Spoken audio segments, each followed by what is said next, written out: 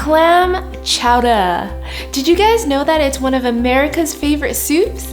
Hey BUZYBEEZ! Today I am back with our soup series and I'm going to be showing you how to make a super easy clam chowder in a bread bowl. I miss those days when I used to go to Fisherman's Wharf in San Francisco and get the boudin bread bowl sourdough with clam chowder fresh from the sea.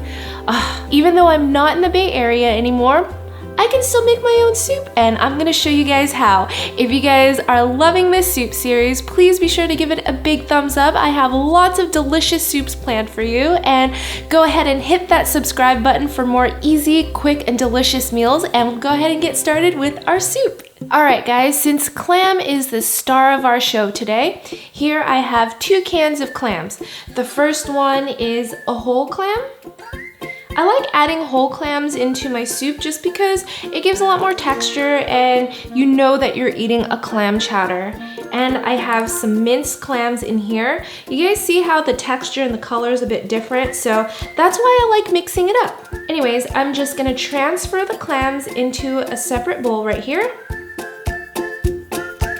And then I'm just gonna reserve the clam juice here for our chowder later. Ooh, look at those big juicy clams. Clams are probably one of my favorite seafood items. What about you? I love shrimp and clams. Those are probably my top 2. All right, this looks good. Let's go ahead and get cooking our clam chowder.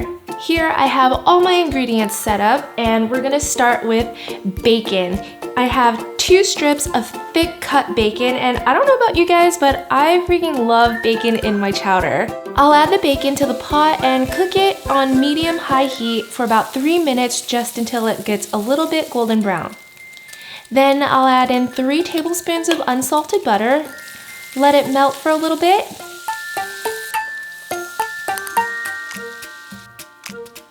And then I'll add in half of an onion that I've already diced. Saute it all together.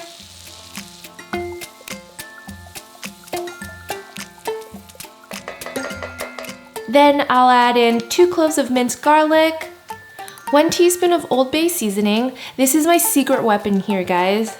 Half a teaspoon of dried thyme, and 1 teaspoon of kosher salt. Saute that together for another minute, and then I'm gonna add in 4 tablespoons of flour.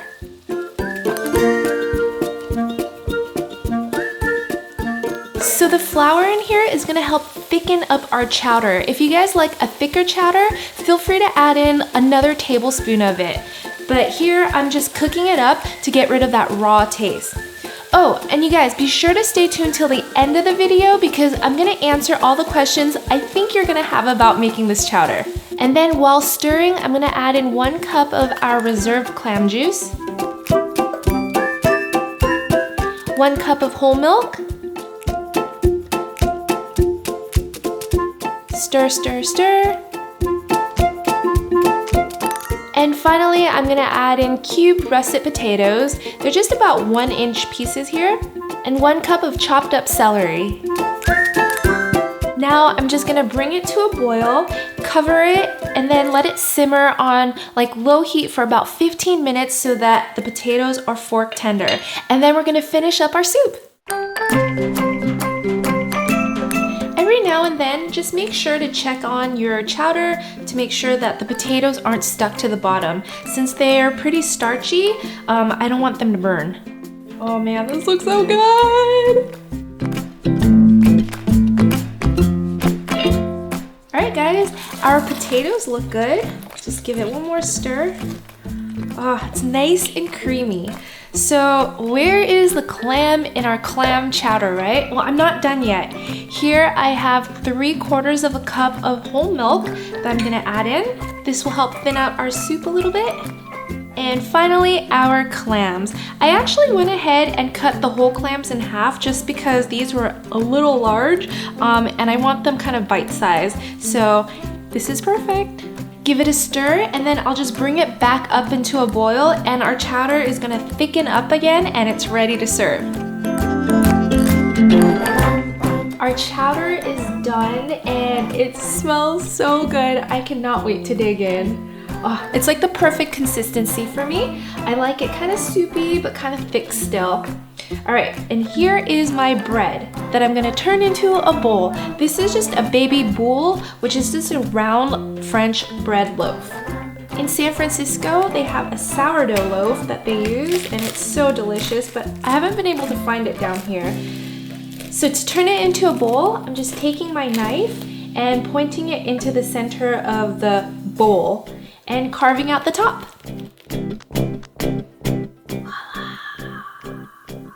Let's ladle this baby. Get a nice heaping ladle full.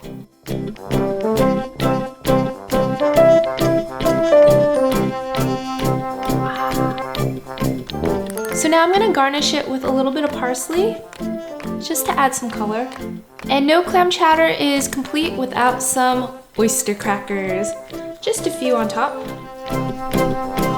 All right, this looks good, guys. Let's give it a try.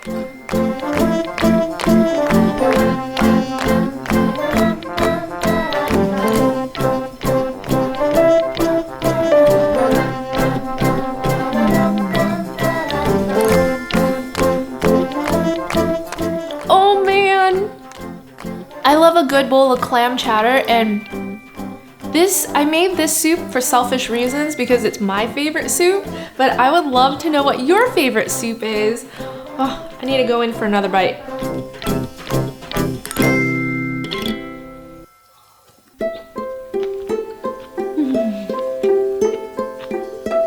Tastes like home.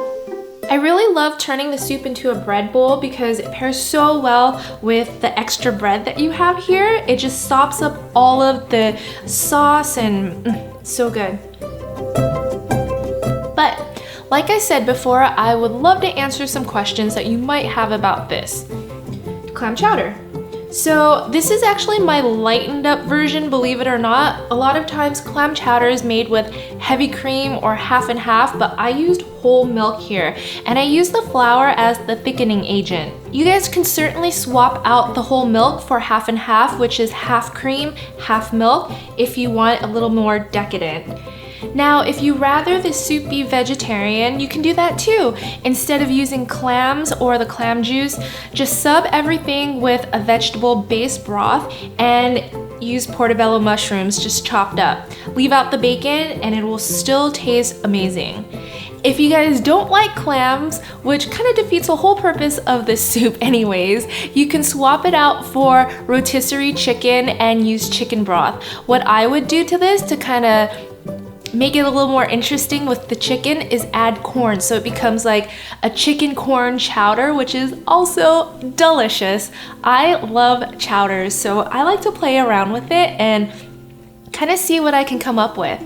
Let's see, I hope that answers most of your questions, but if you guys have any more questions, be sure to leave a comment in the section below and maybe I'll answer it in our lunch break series. Thank you so much for watching, you guys. I am so excited actually. My mom is coming for 2 weeks in 1 week and she told me that I have to make a Vietnamese soup for the soup series, so she's gonna teach me how to make something and I can't wait to share it with you guys. So be sure to tune in and I'll see you guys next time. Bye!